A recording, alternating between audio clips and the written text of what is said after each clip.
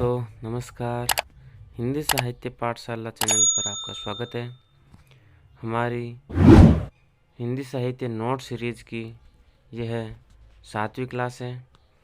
इस क्लास में हम हिंदी साहित्य के काल विभाजन और नामकरण का अध्ययन करेंगे, जिसमें हम पहले मिश्र बंधु, रामचंद्र शुक्ल, हजारी प्रसाद द्विवेदी और नगेंद्र जी के काल विभाजन का अध्ययन किया था। इससे पहले हमारी सभी क्लासें प्लेलिस्ट में जाकर के आप देख सकते हैं। चलो क्लास शुरू करते हैं।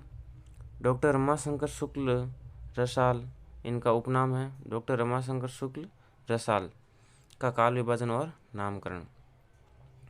इन्होंने हिंदी साहित्य के इतिहास को 3 कालों में बांटा है: आदिकाल, मध्यकाल और आधुनिक काल। आदिकाल को इन्होंने हिंदी साहित्य की बाल्यावस्था कहा है, मध्यकाल को हिंदी साहित्य की किशोरावस्था कहा है और आधुनिक काल को हिंदी साहित्य की युवावस्था कहा है। तो बाल्यावस्था, किशोरावस्था और युवावस्था किस कवि ने कहा? तो डॉक्टर रमाशंकर शुक्ल रसाल। यह आपको ध्यान में रखना है।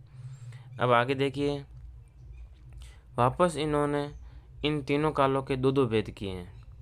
आदिकाल के पूर्वार्ध और उत्तरार्ध नाम से।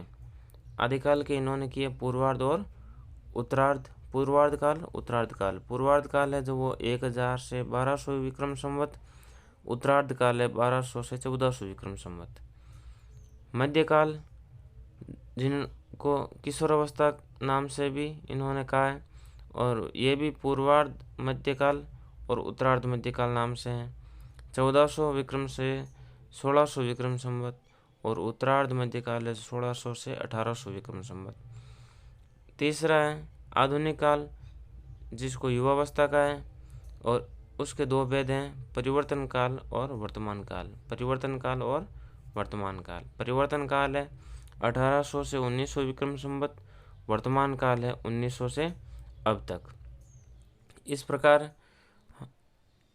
यह है काल विभाजन है वो डॉक्टर रमाशंकर शुक्ल रसाल का है। डॉक्टर रमाशंकर शुक्ल रसाल ने आदि काल, मध्यकाल, आधुनिक काल, आदि काल के वापस बाल्यावस्था, मध्यकाल को किशोरावस्था और आधुनिक काल को युवावस्था का है, और वापस इनके दो भेद किए हैं: आदिकाल के पूर्वार्ध काल और उत्तरार्ध काल, मध्यकाल को पूर्वार्ध मध्यकाल, उत्तरार्ध मध्यकाल और आधुनिक काल को परिवर्तन काल, वर्तमान काल।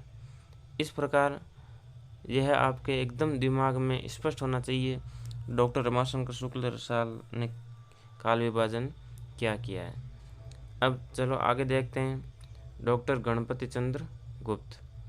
इन नोट्स को देखने के बाद आपका कॉन्फिडेंस लेवल बढ़ेगा और आप किसी भी, चाहे नगेंद्र पढ़ो चाहे रामचंद्र शुक्ल का इतिहास पढ़ो, एकदम आसानी से समझ में आ जाएगा।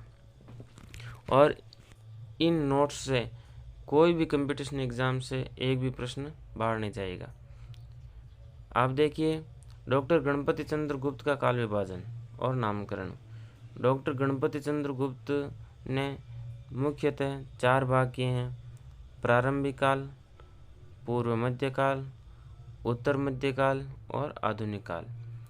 डॉक्टर गणपति चंद्र गुप्त ने आदिकाल को प्रारंभिक काल नाम दिया है और मिश्र बंधु ने दिया है आरंभिक काल। तो यहाँ आपको ध्यान में रखना है कि आरंभिक काल किसने दिया और प्रारंभिक काल किसने दिया। आरंभिक काल मिश्र बंधु, प्रारंभिक गणपति चंद्र गुप्त। यहाँ बिल्कुल भी डाउट नहीं रहना चाहिए। प्रारंभिक काल गणपति चंद्र गुप्त और आरंभिक काल मिश्र बंधु। दूसरा पूर्व मध्यकाल। अब देखो प्रारंभिक काल जो वो है 1184 ईस्वी से 1350। पूर्व मध्यकाल है 1350 ईस्वी से 1600 ईस्वी। उत्तर मध्यकाल है 1600 से 1857 ईस्वी और आधुनिक काल है 1857 से अब तक। और पूर्व मध्यकाल जो भक्तिकालीन साहित्य हैं उसको 3 भागों में विभाजित किया है: धर्म आश्रित, राज्य आश्रित और लोक आश्रित काव्य। धर्म आश्रित साहित्य, लोक आश्रित और राज्य आश्रित। मतलब इस प्रकार इन्होंने वापस भक्ति काल को 3 में विभाजित करके धर्म आश्रित, राज्य आश्रित और लोकाश्रित वापस इनको 3 में बांटा है। आगे देखिए, ये कुछ नोट्स फैक्ट हैं कि सूफी परंपरा के प्रवर्तक कौन है? असाइद। वेरी वेरी मोस्ट है प्रश्न ये कि सूफी परंपरा के प्रवर्तक कौन है? परीक्षा में एज इट इज प्रश्न पूछा जाता है। सूफी परंपरा के प्रवर्तक कौन है? असाइद।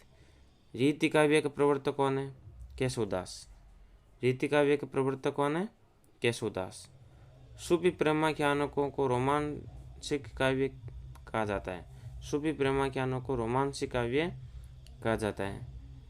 और संत काव्य परंपरा की शुरुआत नामदेव से मानी जाती है। संत काव्य परंपरा की शुरुआत किससे मानी जाती है? नामदेव से। ये चारों प्रश्न वेरी मोस्ट हैं। चलो आगे देखते हैं। अब है बाबू श्याम सुंदर दास का काल विभाजन। बाबू श्याम सुंदर दास का काल विभाजन है। इन्होंने मुख्यतः 4 भेद किए हैं: आदि युग, पूर्व मध्य युग, उत्तर मध्य युग और आधुनिक युग। आदि युग को वीरगाथा काल का है। आदि युग को वीरगाथा काल का है। पूर्व मध्य युग को भक्ति काल, उत्तर मध्य युग को रीति काल और आधुनिक युग को नवीन विकास काल। तो ये वेरी मोस्ट है। नवीन विकास काल किसने कहा? बाबू श्याम सुंदर दास ने। बाबू श्याम सुंदर दास ने आधुनिक काल को क्या कहा? नवीन विकास काल।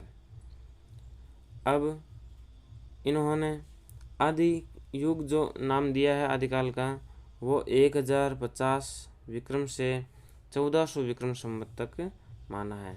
1050 से 1400 विक्रम संवत। पूर्व मध्य युग को 1400 से 1700 विक्रम संवत। उत्तर मध्य युग को 1700 से 1900 विक्रम संवत। आधुनिक युग को 1900 विक्रम से अब तक। इस प्रकार यह है काल विभाजन बाबू श्याम सुंदर दास का है।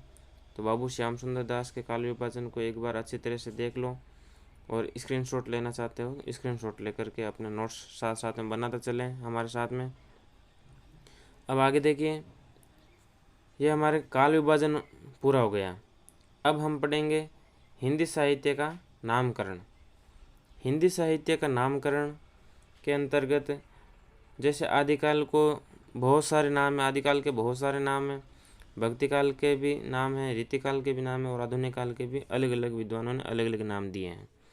तो हिंदी साहित्य का नामकरण के अंतर्गत हम पढ़ेंगे जैसे हिंदी साहित्य इतिहास के काल विभाजन को लेकर अधिक मतभेद नहीं रहे।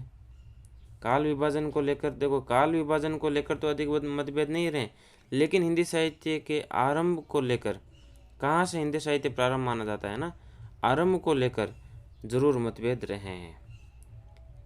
तो देखिए, एक वर्ग इसका प्रारंभ 7वीं शताब्दी से मानता है।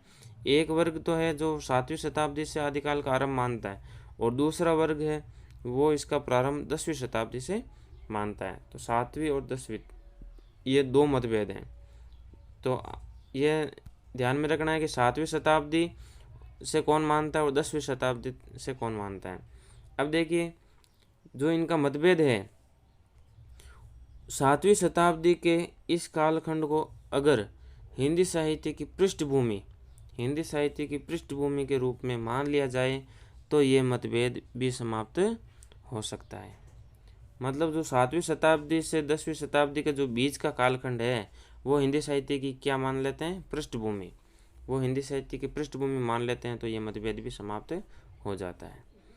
इस कालखंड की रचनाएं अपभ्रंश भाषा में है। किस कालखंड की? 7वीं से 10वीं शताब्दी के जो बीच का काल है उनकी जो भाषा है वो क्या है? अपभ्रंश भाषा है। और अपभ्रंश से ही हिंदी का विकास हुआ है। अपभ्रंश से ही हिंदी का विकास हुआ है, ये हम सब जानते हैं। तो जो 7वीं से लेकर के 10वीं शताब्दी के बीच में जितने भी काव्य लिखे गए वो अधिकांश है वो अपभ्रंश भाषा के हैं। इस प्रकार हम आगे काल विभाजन तो हमने पढ़ लिया है, अब नामकरण हम आगे पढ़ेंगे अगली क्लास में।